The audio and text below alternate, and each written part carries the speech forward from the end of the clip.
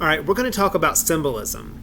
A symbol is an object that represents something else. So, for instance, most classrooms have an American flag in them. And on the flag, there are little white stars. You probably know there are 50 stars. Each of those stars represents one of the states in the United States. So a star on the American flag is a symbol. But even the flag itself is a symbol. Think about it. When you say the Pledge of Allegiance, what do? You stand up. You put your hand over your heart. If you're a soldier, you stand at attention and you salute. And you do that for the flag. Well, what's a flag? A flag's a symbol. So what is the American flag symbolic of?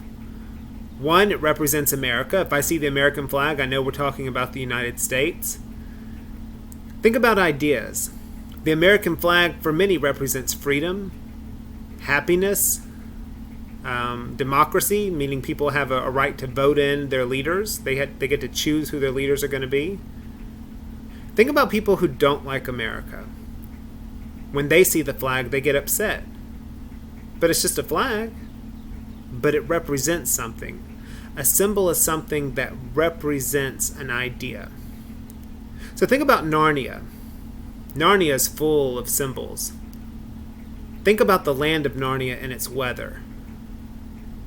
The weather there is always winter. It's always winter. It's cold.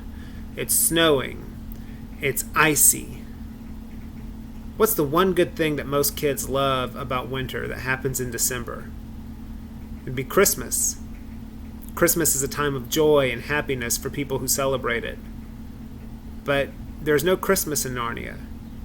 There's no happiness. There's no joy. Only the season of winter. Do things grow in the wintertime? No. That would be more spring. So think about that. Another thing is that winter is oftentimes associated with death. For one thing, the leaves on the trees have died, unless it's an evergreen. Animals that roam about in the spring and summer and early fall, they're hibernating or they're not seen. So it's like everything's just kind of disappeared. Life has disappeared. And also, winter is used as a symbol for getting close to the end of one's life, of death and dying. So, who rules over Narnia? An evil witch.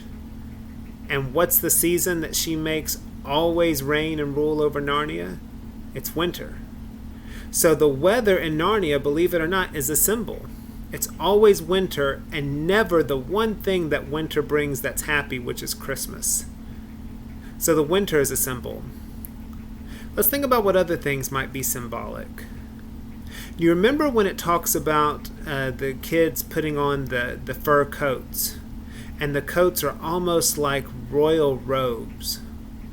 So the coats represent royalty in that instance. Now we might not think that in our head. We might not bring that association to it, but the author kind of points it out to us because he's also doing a little foreshadowing. He wants that to kind of be in your mind.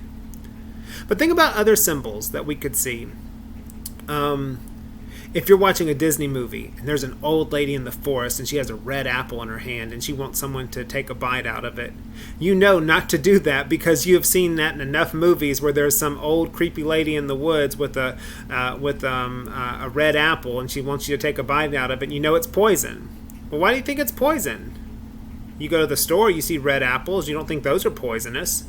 But you've seen it in enough stories that you know there's something about that. There's like, I shouldn't do that. That lady's not trustworthy. Now, if your mom or dad or aunt or uncle, someone gives you a red apple, you don't assume it's poisonous. But in the stories, you know, if you've seen enough films, especially like Disney films, you know, you're like, oh, that's not good. Just like a lot of families are blended.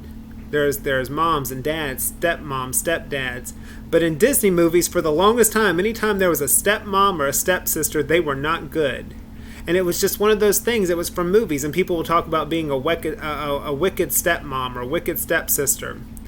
And people know the reference, like, oh, okay, because they've seen it in movies enough.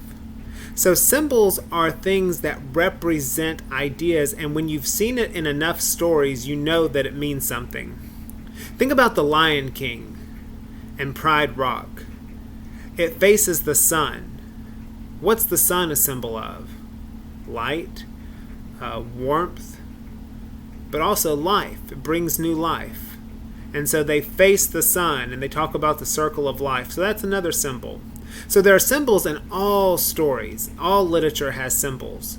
And a symbol, you start to figure out if something's a symbol based off of, does it represent something else? Does it bring a more meaning to the story? And we'll talk a little bit more about that as we go along, but start noticing that, and you'll notice in a lot of stories you'll start seeing these symbols. And that's one thing to be aware of. And we don't normally do this lesson until January or February, so I'm a little nervous doing this earlier in the year, but it's an important idea, and I think it'll help you as you're reading your own books and your own stories. And once you realize that there are symbols in all these stories, you'll see them everywhere, in movies, in books, in television shows, because symbolism is all throughout every great story.